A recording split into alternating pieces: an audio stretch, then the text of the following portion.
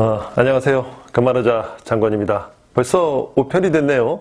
오늘은 유치권에 대해 알려드리고 피하는 방법을 말씀드리겠습니다. 건축공사에는 유치권이 발생할 이유가 늘 도사리고 있습니다. 추가 공사분이 발생하거나 설계가 변경되어 공사대금 분쟁이 있을 때, 시공업체가 공사대금만 받고 도중에 공사를 중단할 때, 시공업체가 인부들 일만 시키고 공사대금을 주지 않았을 때, 자세히 설명하면 건축주가 건설업체에게 공사를 의뢰했어요. 그런데 건설업체는 인부들에게 일만 시키고 대금을 지급하지 않지요. 아예 지급을 하지 않으면 사기로 걸려들 수 있기 때문에 일부만 지급하고 일부만 공사하고 잠적하거나 공사를 중지시키는 거죠. 이렇게 되면 건축주가 겪게 되는 정신적인 고통뿐만 아니라 경제적인 피해가 심각한 수준에 이르게 됩니다.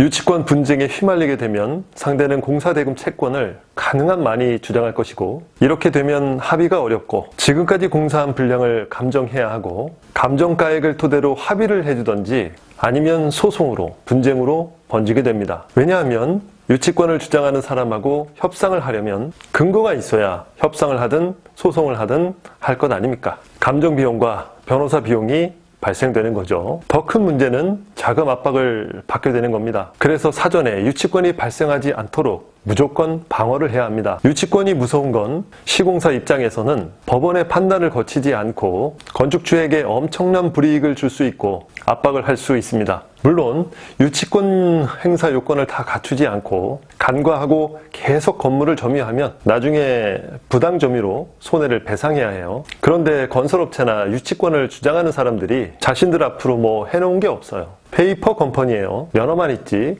배상을 받고자 하면 다 종이 쪼가리밖에 없어요. 그래서 유치권을 피하는 방법을 알려드리는 겁니다. 먼저 유치권이 성립되는 조건을 알아야겠죠. 알아야 피할 수 있겠죠. 딱히 알려주는 사람이 없어요. 해결할 방법을 알고 있는 분들은 자신을 찾아오라 말씀하시고 찾아가면 공짜가 아닌 것은 다 알고 계시죠. 우선 건물에 관해 생긴 공사 채권이어야 하겠죠. 이때 많이 헷갈려하는 부분은 자재대금인데요. 예를 들어서 타일 공사를 하기 위해 타일을 공급받고 대금을 안 줬어. 화장실 공사를 위해 변기를 제공받고 도기 대금을 안 줬어. 철물점에서 공사 철물을 쓰고 철물 대금을 안 줬어. 이거는 유치권이 안 돼요. 자재대금은 유치권이 성립이 안 됩니다. 이거 알려드렸다고 해서 건축주가 자재시키고 대금을 지불 안 하면 똑같은 사람 되는 거예요. 그렇게 치사하게 살지 말자고요. 둘째는 공사대금 채권이 변제기에 도달해야 해요. 대금을 지급할 때도 안 되었는데 공사 대금이 부족하다고 해서 유치권을 행사한다? 이러면 한 대 맞을 일이지 성립되지 않습니다. 셋째는 건설사나 인부들이 건물을 점유하고 있어야 할 것. 이 세 번째가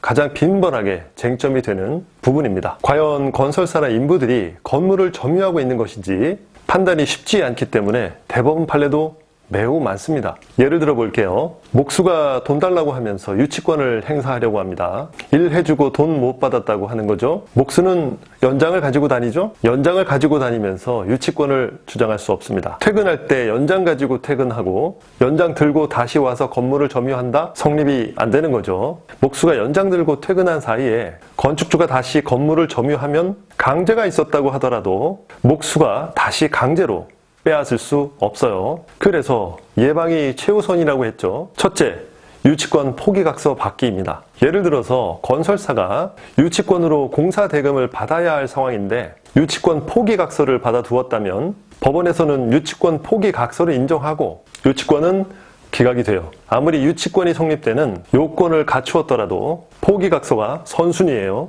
반대로 건설사 입장에서는 포기각서를 써주면 불리하겠죠.